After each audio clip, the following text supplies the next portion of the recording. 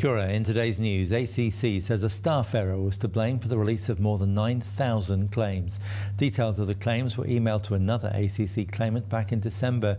ACC Chief Ralph Stewart says a mistake was made by a team member in the Auckland office. He says they were responding to a normal routine email which required a number of attachments and they picked up one wrong attachment. House of Travel is dealing with hundreds of passengers affected by Air Asia X pulling out of the South Island. The Malaysian airline announced last night it will cease its return flights from Kuala Lumpur to Christchurch from the end of May. House of Travel spokesman Brent Thomas told New Zealand's Rima it's an emotional time for people who've had their hearts set on their holidays. Right to Life says the Abortion Supervisory Committee's own annual reports admit that abortions are being approved too liberally.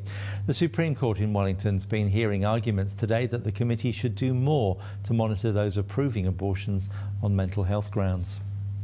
The Afghan parliament is demanding a public trial for the US soldier who gunned down 16 Afghan civilians.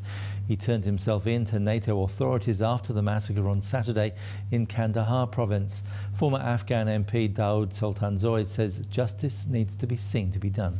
The only good thing that can happen, in my opinion, from this disaster is for the United States to show to the people of this country that justice is swift, justice is immediate, and wherever it may go, there shouldn't be any whitewashing, there shouldn't be a slap on the wrist, there should be a decisive and severe punishment.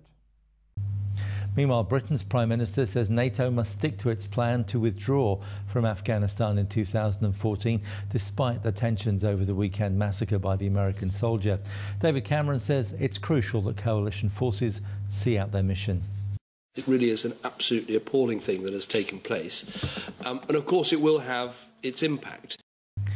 One of the defence lawyers in the Urewera trial has told the High Court that the Crown's argument lacks credibility. Te Rangi Kaiwhiria Kemara's lawyer Jeremy Bioletti told jurors that they were sitting on the most important trial in his lifetime.